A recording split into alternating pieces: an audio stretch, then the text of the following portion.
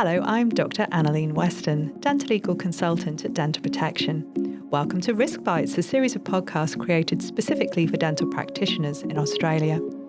RiskBites looks at the key dental legal risks and issues affecting dental practitioners across Australia and provides helpful advice and guidance on how to steer clear of them, leaving you free to provide safe and high-quality dental care for your patients. In this edition, I'm joined by my colleague, Mrs. Kristin Trafford-Wiezel, who is a case manager with Dental Protection. And we are going to discuss today a key document for all of us as healthcare providers and something that's really the cornerstone of who we are as professionals in providing healthcare to our patients, and that's our Code of Conduct. So first things first, Kristin, what actually is our Code of Conduct?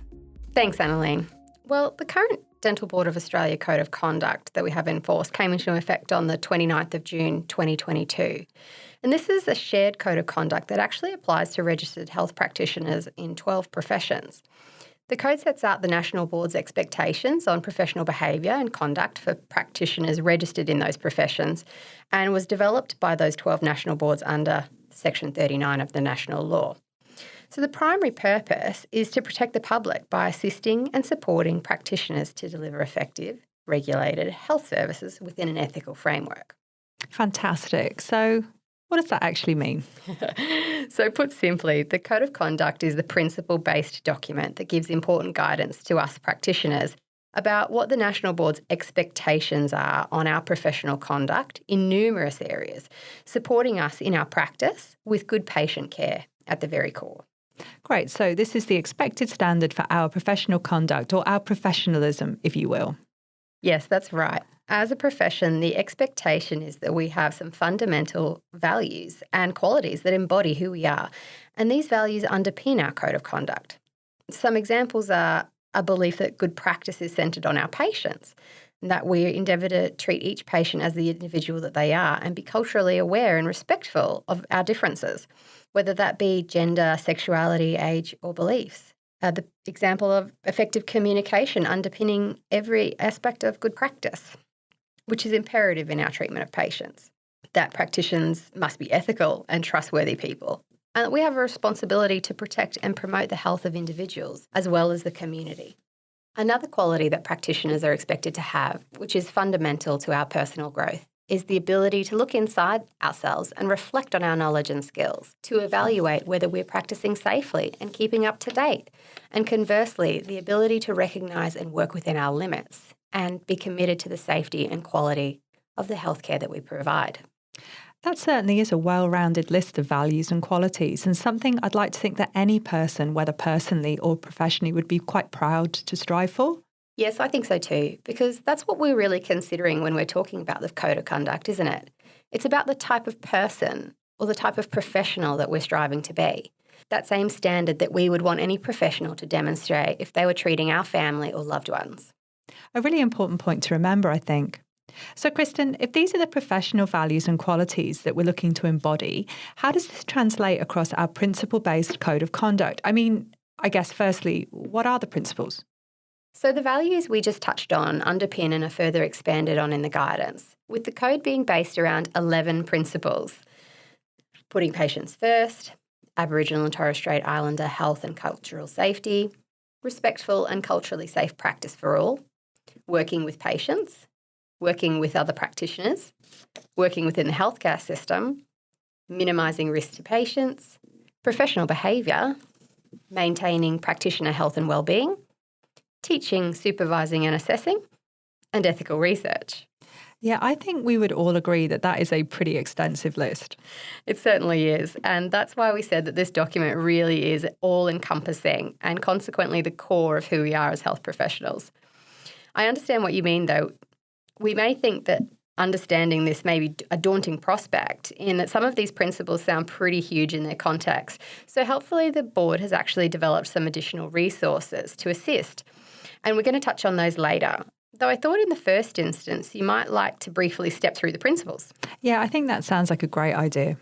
Now, we're only going to touch briefly on these, as you can appreciate that the code is a very comprehensive and rather large document. So we just don't have the capacity to fully dissect that today. Yeah, I think that's reasonable. Now, principle 1, put patients first. Practitioners should practice safely, effectively, and in partnership with patients and colleagues, using patient-centred approaches and informed by the best available evidence to achieve the best possible outcomes. I think when we start each day, in whatever environment we work in, this is how we would all want to practice. This section focuses on providing good care, which is our primary concern in clinical practice. This principle steps through what providing good care includes, as well as what good practice includes, as they're actually slightly different. This section also steps through the areas such as decisions on access to care and treating in emergencies. Kristin, can you just step back for a second there? Did you just say that good care and good practice are different? Yes, I did actually. So when the code talks about good care, it's touching on areas about how we care for our patients. The assessment, the management plan, including coordinating with others, ensuring the continuity of their care. It includes recognising the rights of patients and involving others with shared responsibility for their care.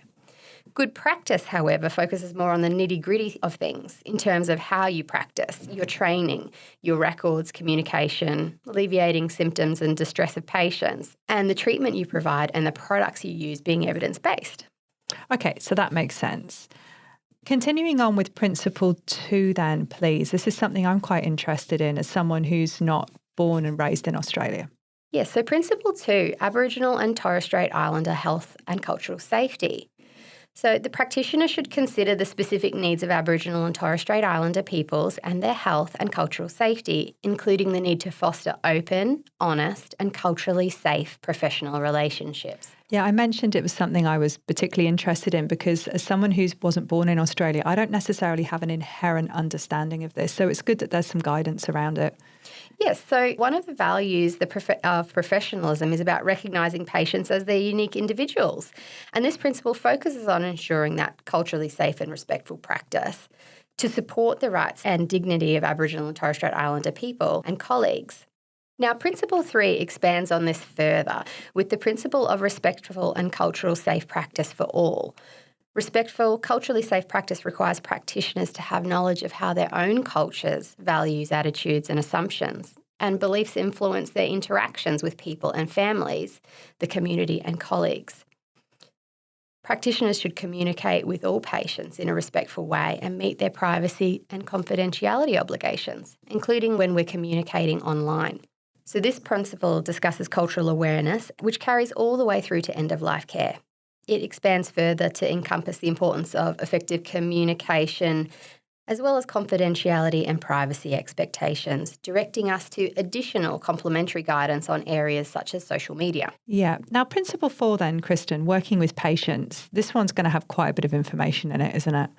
Yes, you're right. Principle 4, working with patients.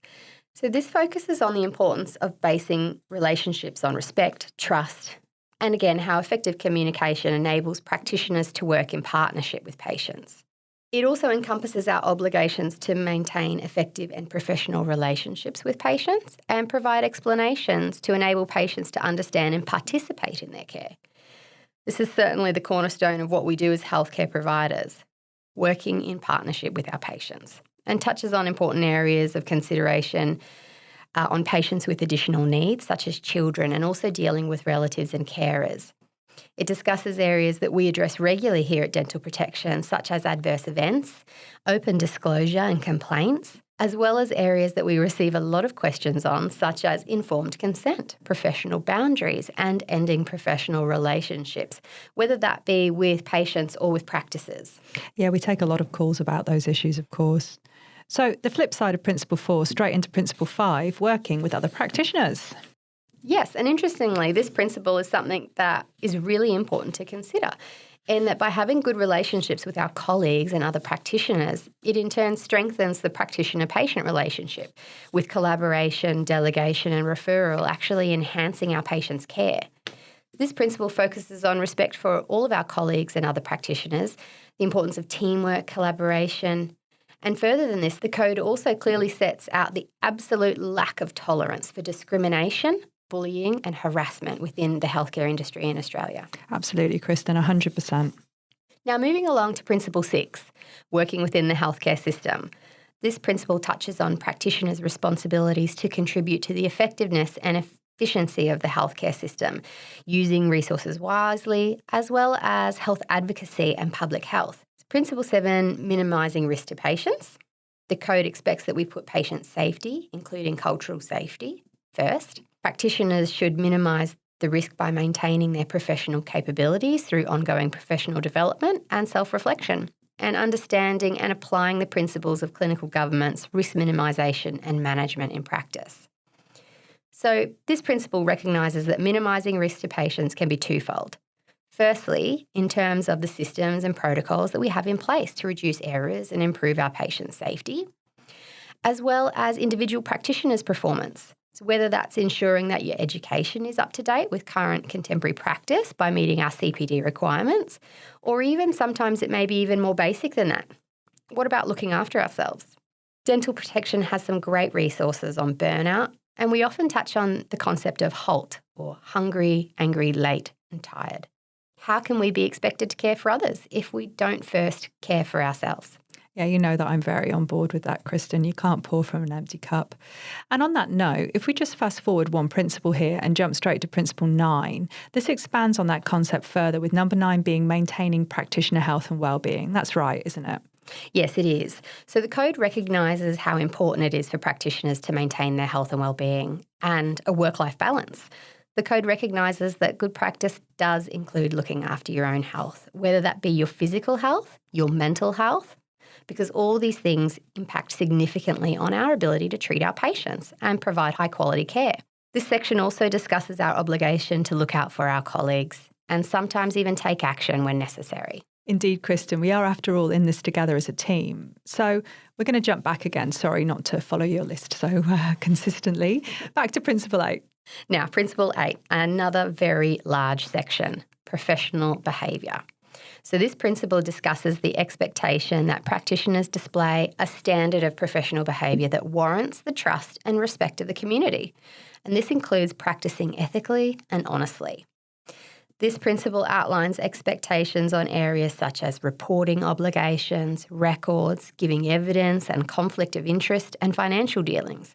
It also touches on a number of areas that we've significant additional separate guidance from the Dental Board, such as professional indemnity insurance arrangements and advertising.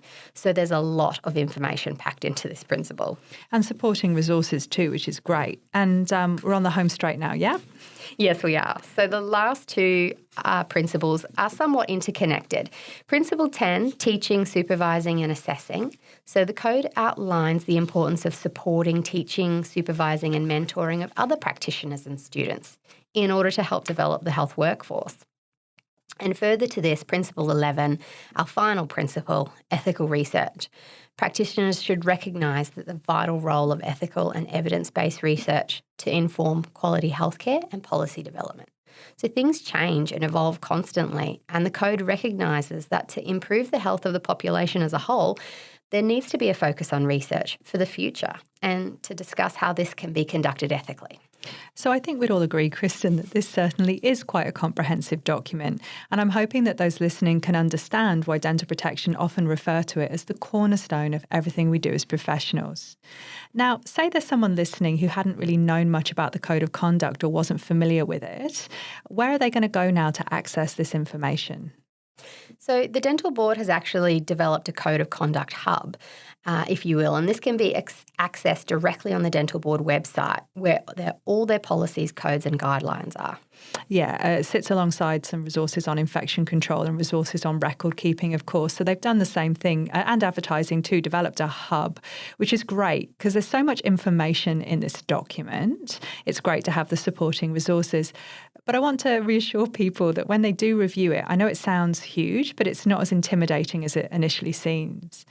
Now, I mentioned other resources. Once we are familiar and across the information in the Code of Conduct, what other additional resources do we need to know about to help us in implementing or living, if you will, this code in our practice and day-to-day lives? So exactly like you said, they've developed a number of resources for both health practitioners and also for the public. The resources are available in the hub and for us as practitioners include additional FAQs on common questions about the Code of Conduct, especially in areas that haven't traditionally been covered on contemporary matters such as vaccination and COVID-19. And further to this, the board has developed a series of case studies to help us in understanding how we can apply the code in our practice and in our day-to-day lives. Thanks, Kristin. Now, you mentioned that there's a section for the public also, and I'm sure some people listening are wondering, why do these hubs have resources for patients? So just as we utilise the Code of Conduct to understand the expectations placed on us around how we treat our patients and the bar by which we measure ourselves, conversely, the code is also there as a resource for patients. So they too can understand what it is that they can expect from us, their rights, and how they can expect to be treated. So patients have easy access to a full copy of the code. It's in English, as well as a number of other translations, Arabic, Chinese, Italian, Greek and Vietnamese, I believe. That's so good, because something I often worry about is how patients who don't speak English as a first language are able to access resources without a translator. So it's so good that that time has been taken, don't you think? Yeah, I think so. And I think that ties in really well with, respecting everyone's backgrounds and all of that cultural appreciation. I mean, if you're going to recommend that we do it, it's always good if you lead by example, I guess, isn't it? That's true. So, and as well as access to all the information on the code about what to expect when accessing care from health professionals, the board has also developed case studies for patients as well in a number of key areas. So they too have examples of situations where the code may impact on their healthcare or their interactions with healthcare professionals. I think I might have a look at that. That sounds really interesting. Obviously, I've read the practitioners one, but I can't say I've ever read the resources for the patient. So I'm quite interested to see what that says. I'd highly recommend that. That's awesome, Kristin. Thank you so much for chatting with me today about the Code of Conduct and for stepping us all through our shared Code of Conduct and its expectations, because it really is the cornerstone. I know we've said this a couple of times, but if there's one document that really props up how we ought to behave as professionals and as healthcare providers, this is it. And it's a comprehensive and valuable document. So I'd encourage all of you, if you've not done so already, please do log on to the Hub and review this guidance and support. And I think I'll put access to the Hub in the speaker notes to make it easy for people in the episode notes. And maybe like me, you want to have a look at those patient resources too. All sorts of fabulous resources there. Thanks, Kristin. And thank you all for joining us today. And we do hope that you found this content relevant and helpful. And we look forward to sharing more guidance with you in the future. If you like Dental Protection podcasts and you'd like to hear more, please subscribe and leave a review.